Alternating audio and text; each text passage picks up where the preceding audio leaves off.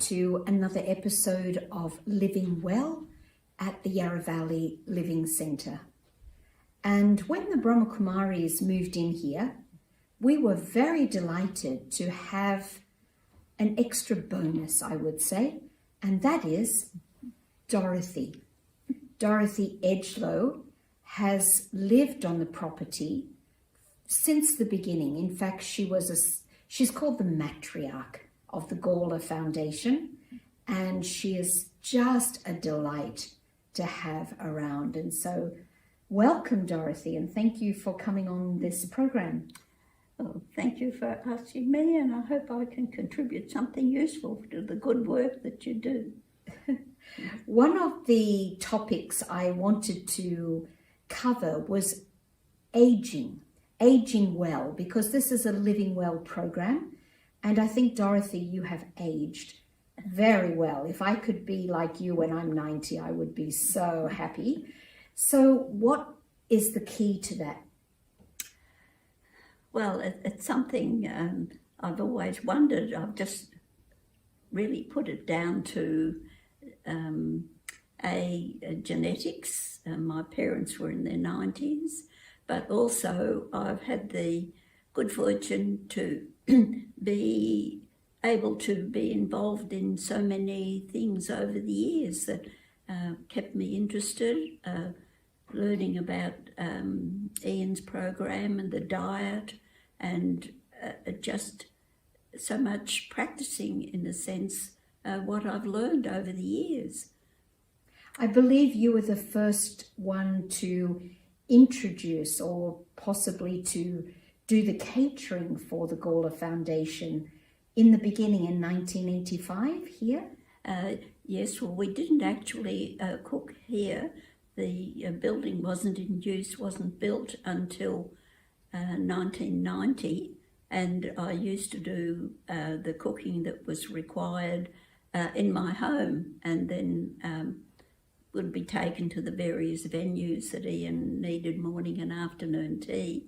And then when they started running programs across in a facility the other side of Yarra Junction, I went over there and helped the woman who was normally looking after the catering in that particular facility, and helped her change her way of cooking to the way that the Gawler Foundation was advocating. So I had the opportunity there of increasing the input of Gail, who was Ian's wife and did all of the cooking for him along the way. And I was able to expand on what she gave me as a basic diet for Ian, and show Krishna, who ran the facility that the foundation used. And while there, I was also able to learn some of the things that Gail had used for Ian. Then when we moved to running the programs in Warburton at O'Shanassy Lodge, I took over the catering there because the current chef wasn't familiar and didn't want to be familiar with the diet that was required. I think you're very qualified to run the catering, because I understand you came from quite a high-end French restaurant and started your own vegetarian cafe in the 70s, and I believe there were very, very few vegetarian restaurants in those days, and you ended up having 4 outlets. So tell us a little bit about that and why you took on a vegetarian diet in those days. Well, as you've just said, I was working in a restaurant that specialised in French food, and I had been, most of my cooking experience had been along those lines, and the diet, my knowledge of diet had a radical shall we say, an improvement when our eldest daughter, at the age of 28, was diagnosed with terminal bowel cancer. And that was a great shock because there was no one in our family, and a very large family, had cancer. And she was misdiagnosed for 12 months before it actually got to the point where she was bright yellow, and the doctor finally decided that she needed to have some tests after being very negative in regard to her health. And I believe she received a very serious prognosis at that time. Yes, she had bowel, the cancer, the primary was in the bowel, but it had spread to her reproductive organs, to the liver, and there was spots on the liver, the kidneys, the lungs, and the pancreas. And she was just 28 with two small children. Yes, a 6-month-old and a 4-year-old. And we were all in shock. They had to put her in hospital, or the surgeon, when they finally got someone who decided what was wrong with her after looking at the x-rays, which the doctor had neglected to do 12 months before. And she was really very, very ill, and she had to wean her 6-month-old child while they had her on blood transfusions to make her have her strong enough to stand the operation. And she did undergo the operation. Yes, they removed a large part of her bowel and all of the reproductive organs. And that's when you got her started on. And how did you know to change her diet? Well, I was talking. I had to give my notice at the restaurant because I was going to move into her home and look after the children. And I was talking to the chef, a young Austrian chef, and he said to me, well, I don't know. And I said, I don't know what to do to help. And he said, well, he had read somewhere that food can actually help you get well, which is quite a novel thought in those days. And just to come to the success of this, so after changing the diet to a plant-based or vegetarian, was it? Actually, she had a plant-based diet. And then then what happened? What was the result of that diet? Well, within 6 months, she was quite well. She had a little bit of radiotherapy and chemotherapy after the operation, but I had changed her diet radically to a plant-based, and the green juice, which she wasn't happy about, but I'm sure that really was very important. Yeah. And she was up and about, and not quite 12 months, 11 months after the operation, she said she wanted to do something, or could we do something to help other people with their realising that the diet had an impact on her. And we said, yes, okay, we'd see what we can do. And she suggested we open a little restaurant in a local shopping centre that was being built and going to be opened at the end of 79. So where was that? Chirnside Park. Chirnside Park, so not so far from here. No. And what was the name of that restaurant? Apple a Day. And we chose that because the symbolism, if you want to call it that, of the apple of being keeps the doctor away. So hopefully you don't have to worry about a cure then. So. And I believe she lived happily and healthily for yes. how many years following that? For almost another 40 years. 40 years. Yes. 40 years. Yes. Amazing. Yes, she was well most of that time. She had an occasional she wasn't really ill. She just had sort of not feeling her usual energy a couple of times, and she came when we started working with Ian and the foundation. She came along and helped, and she worked in the office and talked to the clients and then was helping out with the support groups and things, Yeah. passing on her information as well. Yeah, and with her experience, I'm sure it had a lot of weight. Yes. And then you also started a charity for children, Whole Foods. What was that? Yes, one of the we were working here. The foundation had started operating, and in 1991, and we'd been going for about 4 years. And one of the residents who had been at the foundation was quite concerned because his 4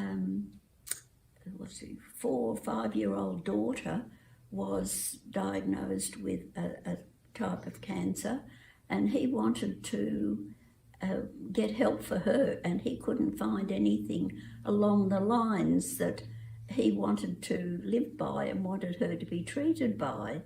So it just occurred to me that maybe we could put something together, information for parents to help their children to meditate, which he was very keen for her to do, the little girl to do, and actually what sort of diet was suitable for her. So I spoke to a number of people I've been fortunate to meet during the years I've been working with the foundation, and they were all very interested in helping. So we got a group together, and we got verification for doing what we were doing, including a DGR, which is not easy to come by, but we offered information free of charge called the Children's Whole Health Foundation. We couldn't find anything to actually cover what we were offering, and it was people from all therapies, all walks of life in their what they had learned and how they had helped children. There was all the natural therapies, homeopathic and psychological and dietary.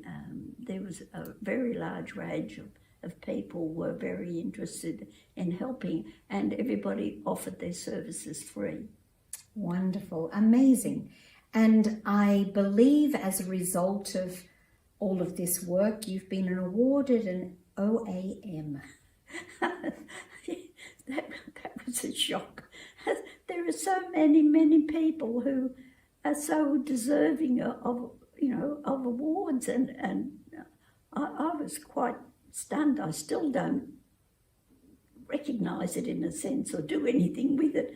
Anyone who has met Dorothy knows that she is very deserving. She lives as an example of health and positive thinking. So Yes. positive thinking, I would say, probably is one of the aspects as a key to your happy, long life, because I just find you're very practical. You don't avoid the truth, but you say it in a matter-of-fact way, very open-mindedly, and it's just is what it is. So Yes. tell us about that philosophy of yours. Well, there are so many things that happen to so many people all the time, and you can dwell on it and let it sort of get you down. But life is always full of interesting things happen, always full of change. From minute to minute, things change. And I think if you can accept the fact that everything is going to keep changing and not get fixed on any one thing, and get out of bed every morning thinking, what's today going to bring? Yes. Like this morning, I knocked on your door and said, come down and do an interview. You said, Yeah. oh, okay. You never know what the day will bring. No, you never do. And so the whole thing of life is just being involved in it, I think. And I've been extraordinarily fortunate to meet so many people and have the opportunity to learn so much and to be involved. And it's just, I think, you keep saying an open mind. I've never classed it as that, but just about everything interests me in some way or another. You know, my experience of talking with Dorothy is that I said to my friends, I said, I think she's got the most open mind of anyone I've ever met. I just feel you listen completely with an open mind, and then I know you're going to make your own informed decision about what's being said, and you'll decide what you'll take on board and what you won't, but without any judgment. Are you judgmental in any way? I think that's probably another great facet. Well, you do have to, in a sense, judge, but not judging in other people and what they do. You judge for yourself how you want to think about it, and how you let it impact on you. In the Brahma Kumaris, we talk about two powers. One is the power to discern. So you need to discern what's really going on and then make a decision for yourself. So the judgment is more the decision, and but not judging others, as you say. Right. The other thing I know that you've done is several cookbooks. How did that come about? Well, during the programs, the cancer programs that we ran here, and we used to offer cooking classes to the people who'd been and done the 10-day residential, and one of those people was a gentleman who had been diagnosed with prostate cancer, and he was a very, very busy man, a very busy executive who travelled the world a lot, lived in a high-rise in the city, and he was quite shocked that, you know, he came down with cancer, and he came and did the program, and he stayed to do the 3-day cooking class after we had finished the program. And during that class, he said, could I write him out a list of the things that he could do for himself that he could help himself. And he'd never done any domestic type of chores at all. And he said, well, he was going to do it properly. He bought a little house in the country and moved down there, and he learned to cook his food and chop wood so he could cook it, and learn and follow Ian's guidelines. And he was quite ignorant of what he needed to buy, so he asked me if I would write him the menu and then write him a shopping list of what he had to do. Anyway, he went ahead and did that, and he kept ringing up and saying how well he was, and eventually he came back to Melbourne, and he's been helping me with the Children's Foundation and with other things, other books at the moment. But he's very strict now with his diet, and he really believes that the diet made the difference for him being well. And that prognosis, that diagnosis was more than 20 years ago, I believe. Yes, it was. And his friends, he told me, said that they thought he'd been kidnapped by aliens because he changed so radically from what he was. What he did, yes. And then that cookbook, that guideline became the cookbook. Yes, well, when Ian heard that I'd written this up for Roger, he said, well, why don't you put it together and make a book out of it? So with the help of the other women in the catering department, and they were fantastic, and a lot of them were there for nearly 20 years, but they all were very patient and with my questions and weighing and measuring and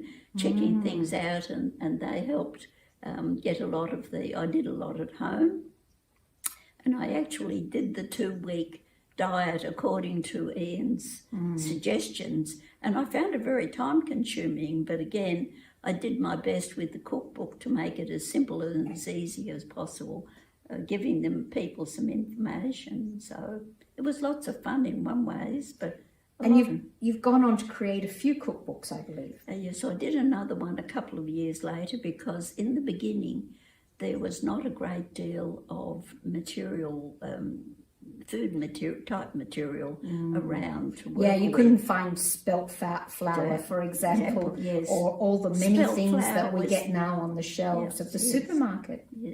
Yeah, I used to have to go to Richmond to the importers to pick up a lot of the goods we needed, and the greengrocery, we had to go a long way up the road to the Biodynamic and pick up the greengroceries, and there wasn't a lot to work with.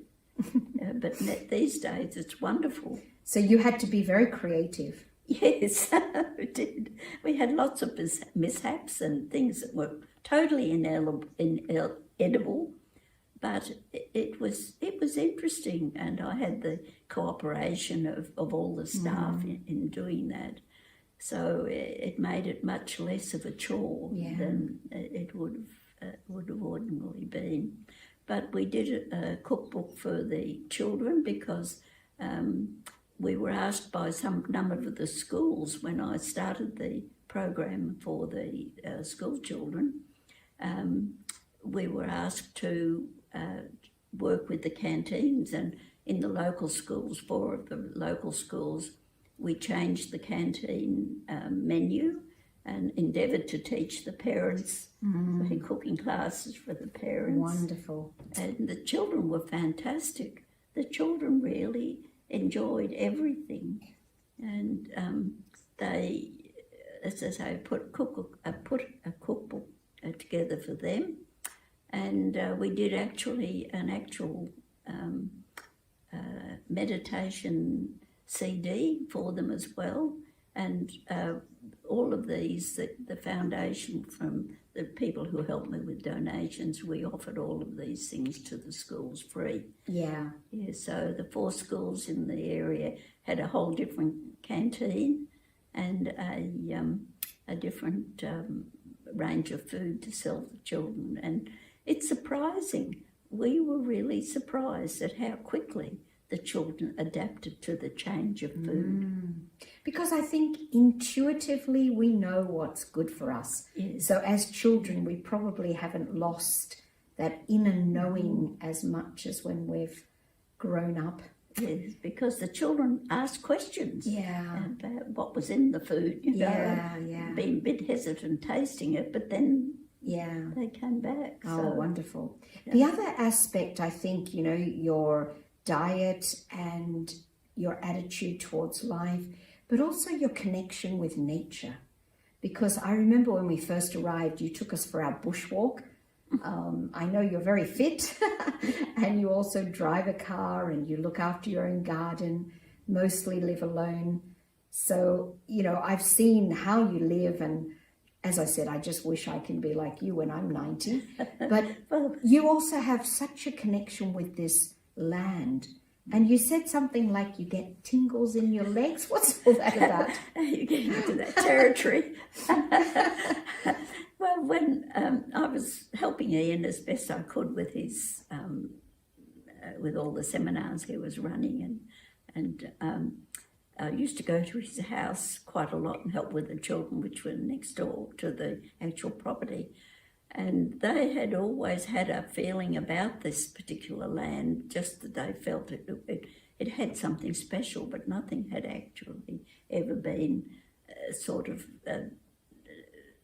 looked into to see why anybody thought it was special.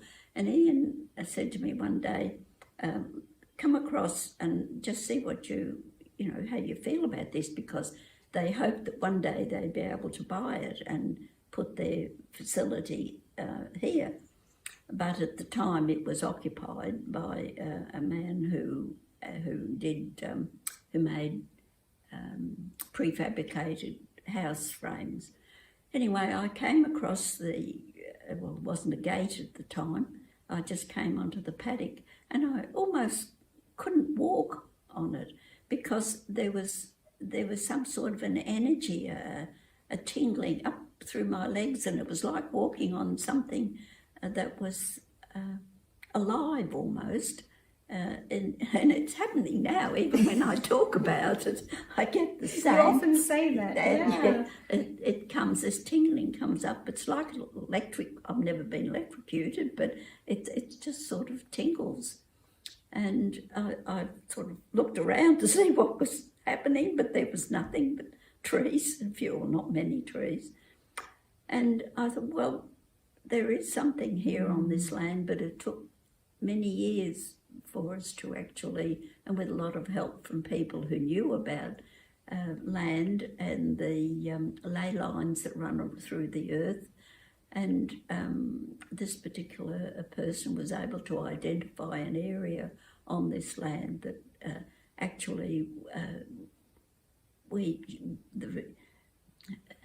it could be tapped into and held for the good of the people who come here. And everybody who comes here remarks on how they feel differently about their experience here. Yes, all that they get taught from the programs, all of the information they're given, but it seems to be capped off by the energy plus the calmness and the how can I describe? It's not hope. The confidence that people seem to leave with when they go from here. And you're saying they get that from the programs, but also just as much from the land itself, yes. and the nature. Yes. Oh, so wonderful. Thank you so much for sharing with us. Actually, Dorothy, one of the big parts of the Gawler program is meditation. But Dorothy said Ian gave up on her in regards to the meditation because she couldn't sit and meditate. But Dorothy, we can see that your life is a meditation. So Dorothy's life is the meditation that we'll take away from today because she lives it. So thank you so much for sharing all of that. And there's so much more that you can share. So perhaps another time. Well, thank you.